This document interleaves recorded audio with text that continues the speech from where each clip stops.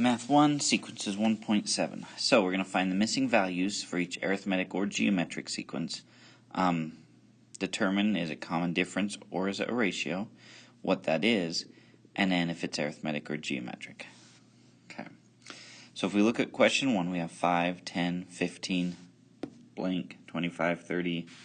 Hopefully we can guess that that's 20 and 35.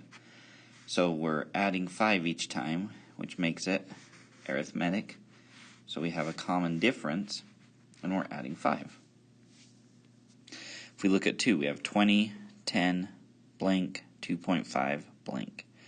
So if we tried to subtract 10, this would be 0 and then negative 10. So we know it's not arithmetic, which means it has to be geometric. So it's got a ratio. So 20 to 10, we would be dividing by 2 or timesing by a half. So this would be 5, this would be 1.25. So we are timesing by 1/2, or you could put dividing by 2. Alright, 3. We have 2, 5, 8, something 14. So if we're adding 3, that would be 11, 14, 17. So yeah, adding 3, which makes it a difference, makes it arithmetic. 30, 24, blank, 12, 6. So if we're subtracting 6, that would be 18, then 12, then 6, then 0 if we had another one. So again, difference, subtracting 6, makes it arithmetic. Alright, so now we're going to just determine some, if this is arithmetic or geometric, then write the recursive and explicit formulas. Okay, so 2, 4, 6, 8, pretty obvious, we're adding 2 each time. That would make it arithmetic. So recursive, we go a sub n equals a sub n minus 1 plus 2. Then we go a sub 1 equals 2, because that's our first term. Or, if we wanted to help ourselves out with our explicit, we'd go back to the 0 term, which would be 0. And we go a sub 0 equals 0. Then for our explicit, it's pretty easy. We go a sub n equals our starting number 0 plus our growth 2. Because it's repeated addition, we times it by n.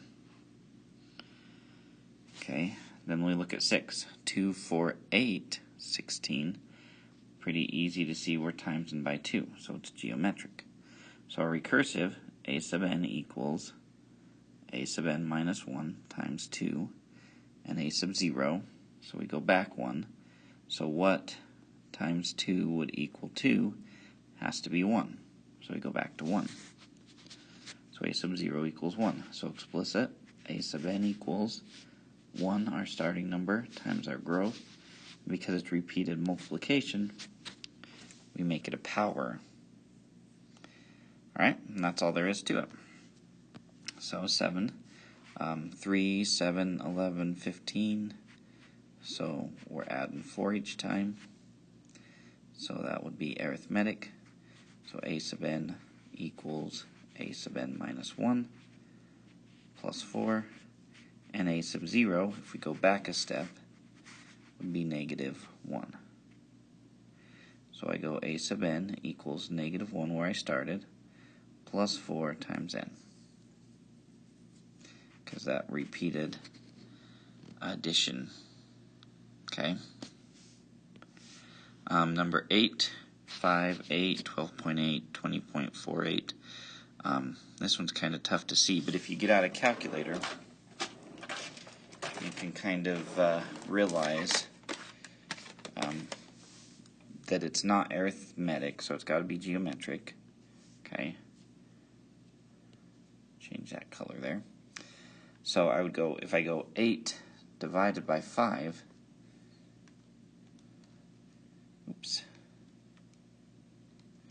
we get 1.6. So I think we're timesing by 1.6. But so if I go 8 times 1.6, I get 12.8. So we're timesing by 1.6. So I go a sub n equals a sub n minus 1 times 1.6. Then a sub 0 equals, so if I go back to the 0 term, basically I go 5 divided by 1.6 to get 3 3.125. So 3.125. So explicit a sub n equals my starting number, 3.125, times my growth, 1.6, to the n, because it's repeated multiplication. All right. Michelle likes chocolate, but it causes acne. She chooses to limit herself to 3 chocolate bars every 5 days, so she eats part of a bar each day. Okay. So, arithmetic or geometric? Well, let's think about this. So, she eats 3 chocolate bars every 5 days. Okay, so she would start out having eaten none. Okay. And then at 5, she would have eaten 3. Okay. So, basically, every 5 days, she's eating 3, so every day, she's eating about 3/5. Because we keep adding 3/5.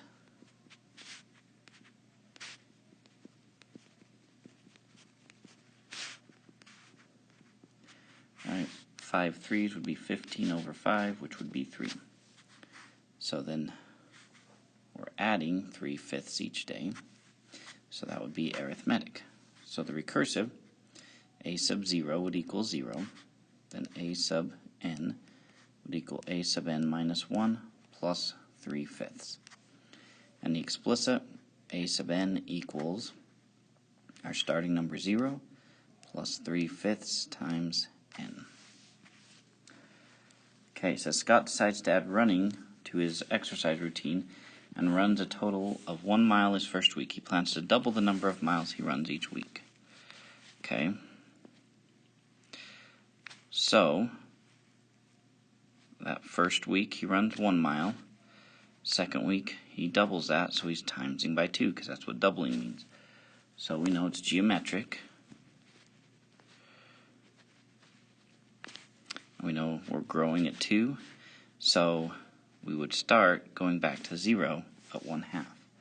So a sub 0 equals 1/2, and a sub n equals a sub n minus 1 times by 2. The explicit a sub n equals 1/2 times 2 to the n. Alright, 11. Vanessa has $60 to spend on rides at the state fair. Each ride costs $4. So, before any rides, she has $60. After the first, she spent 4, so we're subtracting 4 each time.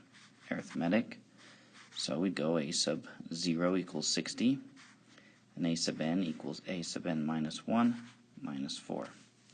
And the explicit a sub n equals our starting number 60 minus 4 times n, because it's arithmetic. 12. Cami invests $6,000 into an account that earns 10% interest each year. Okay.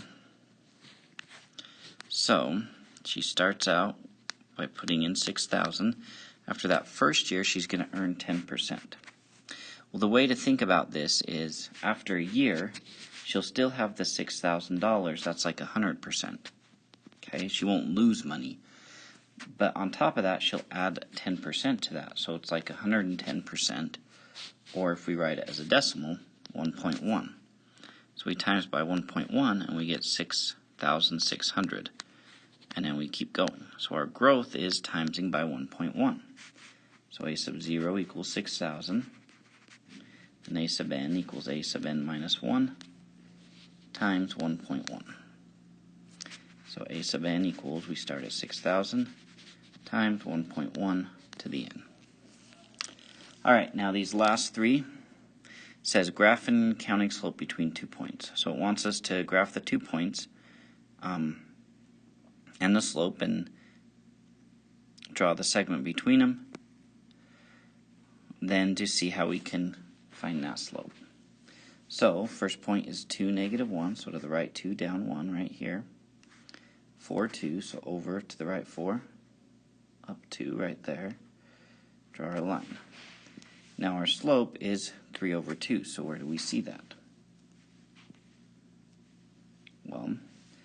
3 we see by going up 1, 2, 3, and the 2 by going to the right 2. Okay, so that's kind of what you want you to show. Alright, so now, negative 2, 1, negative 2, positive 1 is right there, 2, 5, 2 and an up, 5 is right there. So do we see that slope of 1 over 1? Well, if we go up 1 and over 1, can we get to that line? Keep going up 1 and repeating that, we can see that. Okay, we could also see it if we went up 1, 2, 3, 4, and to the right 1, 2, 3, 4, because 4 divided by 4 would also get us to 1. Alright, last one, 0, 0, that's right here. 3, 6, 3, and 6 would be up there. So do we see the 2 over 1? Well, we could go up 6 and to the right 3. 6 divided by 3 would give us 2, or 2 over 1. We could also see if we go up 2 each time and to the right 1, that also gives us a 2 over 1. Alright, there we go.